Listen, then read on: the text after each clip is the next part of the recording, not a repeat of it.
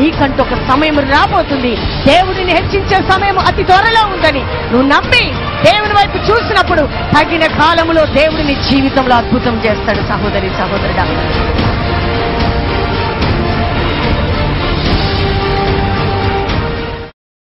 ఒకసారట Africa దేశంలో ఒక భయంకరమైనటువంటి ఆచారం ఉండేదట. అదేంటంటే వృద్ధాప్యంలోకి 75 సంవత్సరాలు వచ్చిన వృద్ధులనట ఆఫ్రికా అడవిలో వదిలిపెట్టాలి అని. ఆఫ్రికా అడవిలో ఎందుకు వదిలిపెట్టాలంటే వృద్ధాప్యంలో వచ్చిన వాళ్ళు ఏదో ఇక వాళ్ళు చివరిలో దేవుని మార్గాన్ని వెతుక్కుంటూ ఆ అడవిలో కాలక్షేపం చేసి అట్లనే చనిపోవాలని ఒక ఆచారం ఆఫ్రికా దేశంలో ఉండేదట. అయితే ఒకసారి ఒక తండ్రి 75 సంవత్సరాలు వచ్చేసాయి, ఒక కుమారుడు ఇక ఆఫ్రికా అడవిల్లోకి ఆ కుమారుడు తండ్రిని తీసుకొని వెళ్తూ ఉన్నాడు. దేవుని బిడ్డలారా, ఆ తండ్రి కుమారుడి కంటే ముందుగా నడుస్తూ వెళ్ళేటప్పుడు ఆ తండ్రి ఏం చేస్తున్నాడంటే చేతిలో ఒక కర్ర ఒక కత్తి తీసుకొని వెళ్తూ ఉన్నాడు. వెళ్తూ ఎదురు ఆ యొక్క అడవిళ్లలో భయంకరమైన ముళ్ళ పొదలు, అంతేకాకుండా ఇటు అటు చెట్లతో కప్పబడి ఉంటుందట దారి. ఈ తండ్రి వెళ్తూ ప్రతి ముళ్ళ చెట్లని నరికేసేసి అటు ఇటు సపరేట్ చేసి మంచిగా దారిలో చక్కగా కట్టెలు పరుస్తూ ఉన్నాడట. ఈ కుమారుడు అడుగుతున్నాడు, ఎందుకు డాడీ నువ్వు కత్తి ఎందుకు తెచ్చావు, ఈ కర్ర ఎందుకు తెచ్చావు, ఈ ముళ్ళ చెట్లు ఎందుకు నరుకుతున్నావు, ఈ దారి ఎందుకు సిద్ధపరుస్తున్నావు అంటే ఆ తండ్రి అన్నాడంట, నానా నువ్వు నన్ను వదిలి వెళ్ళేటప్పుడు ఈ ముళ్ళతో ఈ దారంతా కూడా కప్పబడి ఉంటే నువ్వు మన గ్రామానికి చేరలేవు, కాబట్టి నువ్వు సురక్షితంగా వెళ్ళటానికి ఈ దారంతా నేను నీకోసం శుభ్రం చేస్తున్నాను.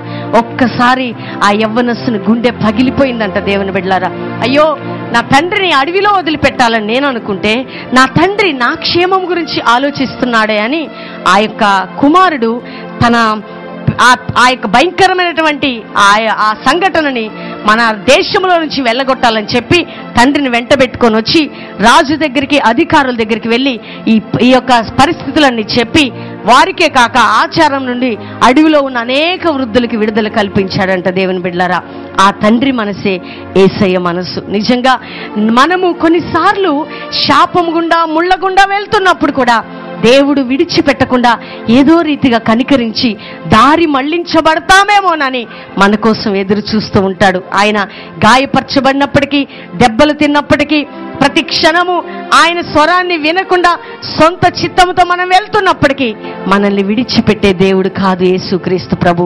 ప్రియ సహోదరి సహోదరుడా, ఈ రాత్రి మేము ప్రకటిస్తున్న దేవుడు నిన్ను ప్రేమించే దేవుడు అనే విషయాన్ని మీకు మరలా మేము జ్ఞాపకం చేస్తున్నాం. అంతేకాక నువ్వెక్కడ తప్పిపోతున్నావో, ఎక్కడ దేవుని చిత్తం కాని పనులు చేసి ఇప్పటి వరకు నీ జీవితాన్ని నష్టాన్ని, ప్రయాసాన్ని, వేదనని, ఇబ్బందిని, ఇరుకుని, సమస్యని తెచ్చుకున్నావేమో.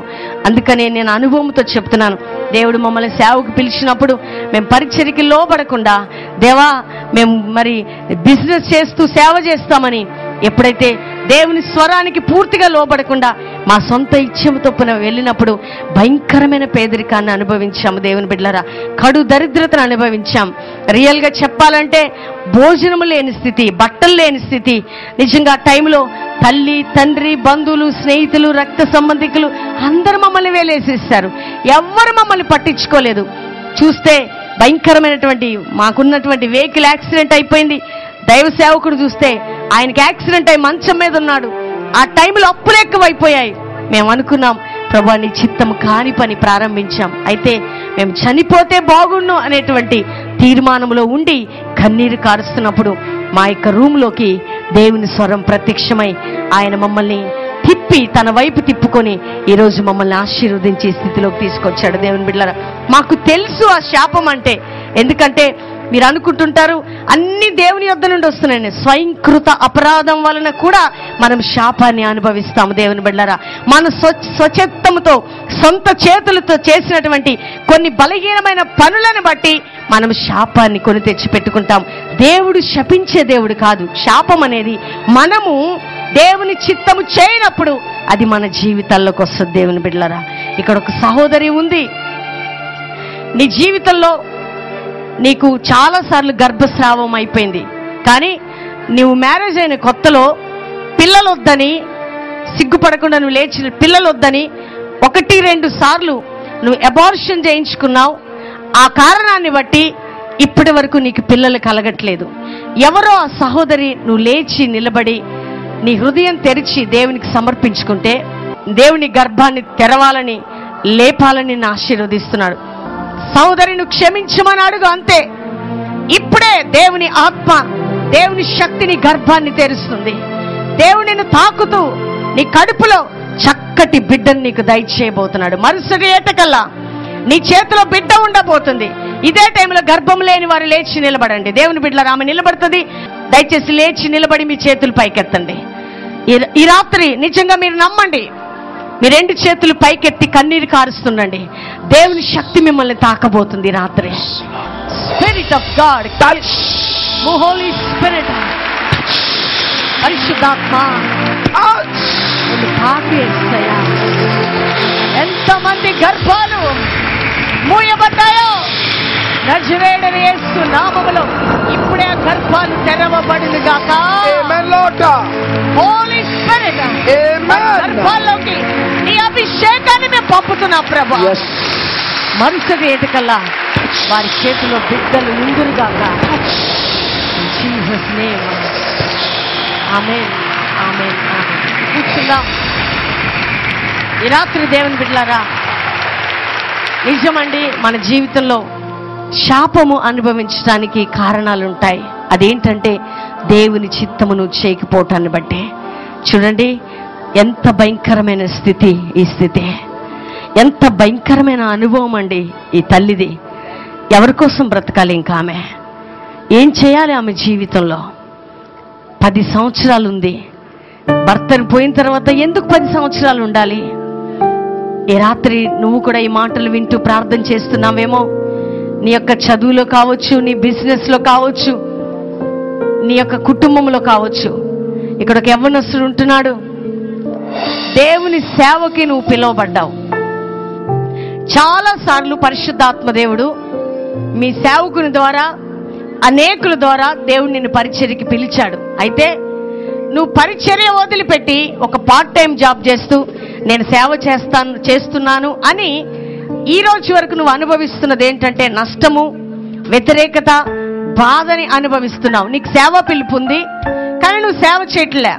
నువ్వెక్కడున్నా లేచి నిలబడు. ఈ రాత్రి నీ జీవితాన్ని యేసయ్యకి సమర్పించుకో. దేవుడు నిన్ను వాడుకోవాలని ఆశపడుతున్నాడు. ప్రసావ్ యవ్వన కుమారుడా, ఇప్పుడే యేసయ్య నిన్ను తాకుతున్నాడు. దేవుని యొక్క బలమైన కృప ఈ రోజు నుంచి నిన్ను పట్టుకుంటూ ఉన్నది. భయపడకు. నీ ద్వారా దేవుడు తన రాజ్యాన్ని కట్టబోతున్నాడు యేసయ్య నామములో. ఎంతమంది రాత్రి త్రాగుడికి బానిసైపోయిన వారు ఉన్నారు? దైవజనుడు మీ కొరకు ప్రార్థించబోతున్నాడు. దేవుని శక్తి మీపై దిగబోతుంది రాత్రి. సిగ్గుపడకుండా దయచేసి లేచి నిలబడండి. Thank you holy spirit. ఈ రోజు నుండి మీరు శాశ్వతంగా ఆ తాగుడి యొక్క బానిసత్వంలో నుంచి మీరు విడుదల చెందబోతున్నారు. ఇక ఆ త్రాగుడిని చూడగానే, ఆల్కహాల్ ని చూడగానే ఈ రోజు నుంచి మీకు విరక్తి కలగబోతున్నది, అసహ్యము కలగబోతున్నది. అట్టి అనాయింటింగ్ ని మేము పాస్ చేస్తున్నాం.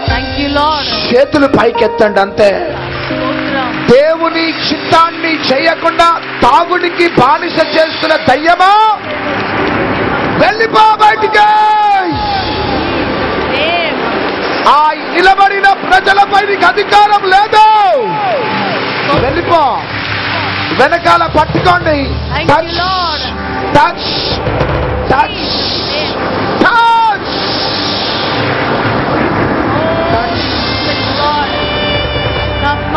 ఇప్పుడే ఆ దయ్యాలు బయటికి వెళ్ళిపోవును గాక. ఇదిగో వెళ్ళిపోతున్నాయి. కాళ్లలో నుంచి, మోకాళ్ళు, కడుపు, ఛాతీ, తల, రైట్ సైడ్ చెయ్యి, లెఫ్ట్ సైడ్ చూపుడు వేళ్ళలో నుంచి వెళ్ళిపోతున్నాయి, వెళ్ళిపోతున్నాయి. Yes yes yes.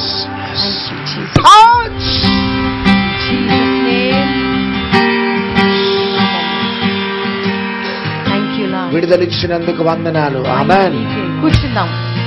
ఈ రాత్రి దేవుని బిడ్డలారా, దేవుడు మంచి దేవుడు. ఆయన చూడండి, అన్నీ కోల్పోయి అందరినీ పోగొట్టుకొని ఆమె ఏమంటుందంటే, నేను రిక్తురాలనైపోయాను అంటుంది. రియల్లీ దేవుని బిడ్డలారా, ప్రభు ప్రేమను బట్టి మీకు మనవి చేస్తున్నాను మరొకసారి.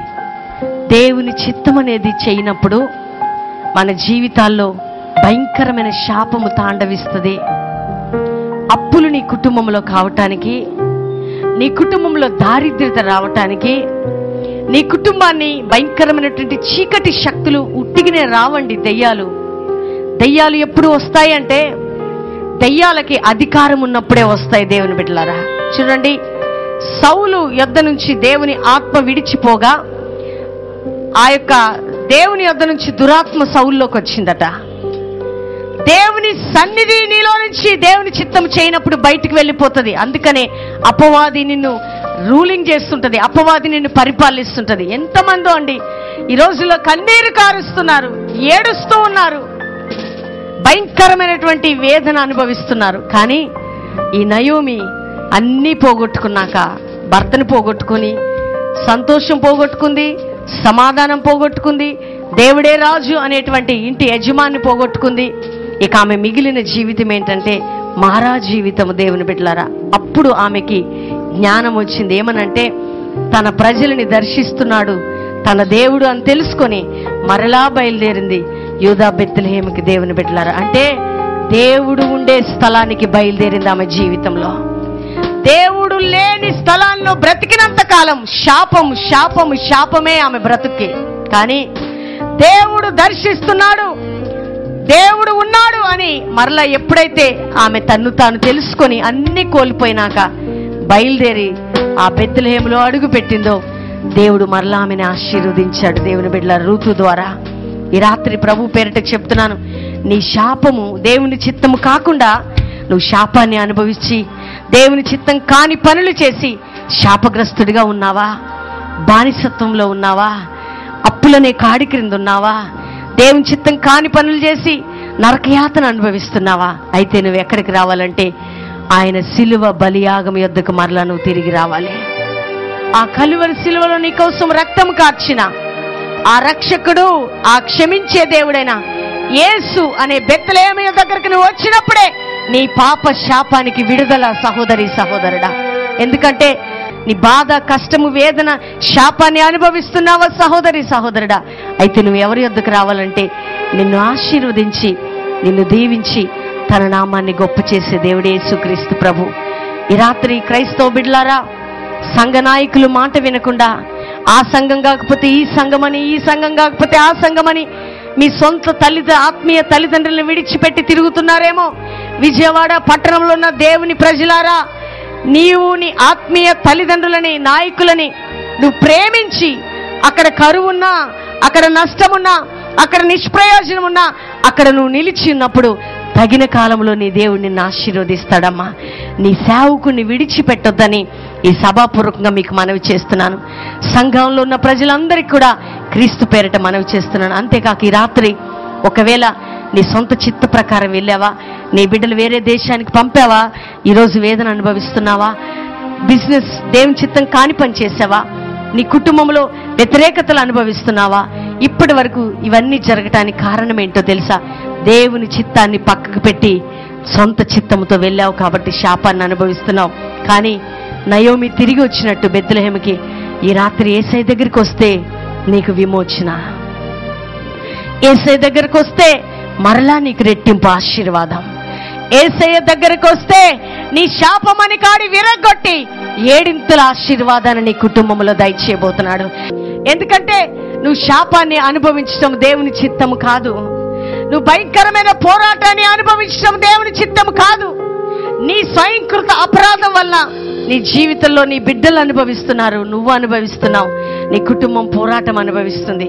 అలాంటి వారు, వ్యతిరేకతల గుండా వెళ్తున్నవారు, శాపం గుండా వెళ్తున్నవారు, భయంకరమైన పోరాటాన్ని అనుభవిస్తున్నవారు ఈ రాత్రి ప్రభు మీతో మాట్లాడుతున్నాడు. దేవుని బిడ్డలారా, మీరు ఎక్కడికి వెళ్ళొద్దు, కానీ మీరు ఆయన సిలువ యొద్దకు రండి, యేసు యొద్దకు రండి. మీరు ఎంతగా కోల్పోయారో, ఏమి కోల్పోయారో, దేన్ని కోల్పోయారో, మీరు దేవుని యొద్దకు వస్తూ ఉండగా మీకోసం ఆకాశ తూములు నా దేవుడు తెరవ చేయబోతున్నాడు. దేవాని చిత్తం కాని పని చేశానయ్యా, నన్ను క్షమించమని నువ్వు ప్రార్థన చేస్తూ ఉండగా నీ కుటుంబంలో కోల్పోయిన సంతోషం, నెమ్మది, సమాధానం, సంతృప్తి నువ్వు అనుభవించబోతున్నావు. మరి ఎక్కువ కీడు నీ జీవితంలో జరగక ముందే ఈ రాత్రి దేవుని చిత్తానికి నీ జీవితాన్ని సమర్పించుకుంటావా? దేవుని మాటకి లోబడతావా? గొప్ప కార్యాలు మీ జీవితంలో జరగబోతున్నాయి.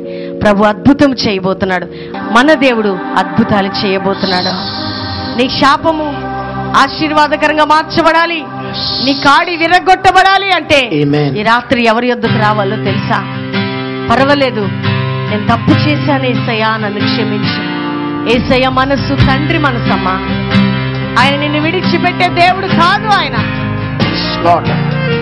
ఈ రాత్రి దేవుడు నిన్ను దర్శిస్తున్న సమయం ఈ సమయము. నీ జీవితంలో అద్భుతం జరగబోతుంది సహోదరి సహోదరుడా. ఎందుకంటే ఈ రోజు వరకు మంచి మంచి పేర్లను పెట్టుకొని పేరుకు తగిన బ్రతుకు లేకుండా దేవుని సన్నిధిని విడిచిపెట్టిన అనుభవంలో ఉన్నావేమో. ఒకవేళ లోకానికి బానిసైపోయిన అనుభవంలో ఉన్నావేమో. శాపము నీ కుటుంబంలో తాండవిస్తుందేమో. ఈ రాత్రి నీకు శుభవార్త ఏంటంటే యేసయ్య నిన్ను దర్శించబోతున్నాడు.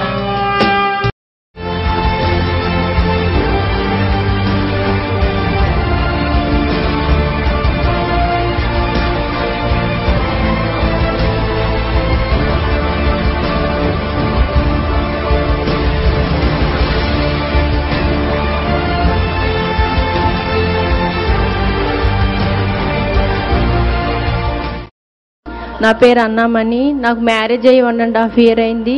ప్రెగ్నెన్సీ రాలేదని హాస్పిటల్కి వెళ్తే వాళ్ళు యూరిన్ టెస్ట్ చేసి బాగా ఇన్ఫెక్షన్ ఉందన్నారండి. అయితే నేను యూరిన్ టెస్ట్ చేసిన నాకు ఇన్ఫెక్షన్ ఉందని చెప్పి ట్యూబ్ టెస్ట్ చేస్తేనే పిల్లలు పుడతారని చెప్పారు. నేను ఎంతో వేదన చెందాను. అయితే లైవ్ ప్రోగ్రామ్స్ అవన్నీ చూస్తూ ఉంటాను. అయితే ఆయిల్ అప్లై చేసుకునేదానండి. 3 months కర్చీఫ్ కట్టుకునే ఉండేదానండి. 3rd month దేవుడు నా పట్ల అద్భుతమైన కార్యం చేసి నా గర్భఫలాన్ని తెరిచాడు. ఇప్పుడు నాకు 5th month అండి. దేవుడికి మహిమ కలుగును గాక. ఆమె. అయితే ఇక్కడ ప్రేయర్కి వచ్చాం, మామూలుగా వచ్చేసాం. నాకైతే బాగా నిమ్ముంది, హార్ట్కి బాగా ఫ్లమ్ పట్టేస్తుంది. రోజుకి 2 ఇంజక్షన్లు చేయించుకోవాలి. అయితే ఆ రోజు మాత్రం ఇంజక్షన్ చేయించుకోకుండా ప్రేయర్కి వచ్చేసాను. నా హార్ట్కి ఇదంతా చాలా బరువుగా ఉండేది, అదంతా పూర్తిగా తగ్గిపోయింది. దేవునికి పోయిన జనవరిలో 2012లో మీటింగ్ పెట్టినప్పుడు నేను మీటింగ్కి వచ్చానండి. ప్రార్థనా వస్త్రం ప్రేయర్ ఆయిల్ కొనుక్కెళ్ళాను. మా బాబుకి 20 సంవత్సరాలు, వాడికి చెప్పలేని ప్లేస్లో దెబ్బ తగిలింది. అయితే ప్రేయర్ ఆయిల్ రాసి ప్రార్థనా వస్త్రం పెట్టి ప్రార్థన చేశానండి. యేసయ్య స్వస్థతనిచ్చాడు. లైవ్లో ఫోన్ చేస్తే కలవలేదండి. దేవుడిచ్చిన ఈ సమయాన్ని బట్టి దేవుడిచ్చిన సాక్ష్యం దీవించిన గాక. ఆమేన్. చప్పట్లు కొట్టి బిగ్గరగా యేసయ్య నామాన్ని కనపరుద్దాం. అయ్యగారికి అమ్మగారికి. మీ వయసు ఎంత? 50 సంవత్సరాలు. గట్టిగా చప్పట్లు కొడదాం, దేవుని మహిమపరచుదాం. 50 సంవత్సరాలు. మీ వివాహం ఎంతకాలం అయింది? 20 పైన అవుతుంది. వయసు 50 సంవత్సరాలు. 20 సంవత్సరాలు పైన అయింది వివాహమై. పిల్లలు లేక 20 సంవత్సరాలు అవుతుంది. చెప్పండి, టెస్ట్ మీరు చెప్పండి. దేవునామానికి వందనాలండి. ఇక్కడికి 24-23 సంవత్సరాల పైన అవుతుందండి. మాకు సంతానం లేక వివాహం అయి తర్వాత ఇక్కడికి వచ్చిన తర్వాత అమ్మగారు అయ్యగారు గర్భఫలం లేని వారికి గర్భఫలం తెరవబడును కాక అని పేరు చేశారు.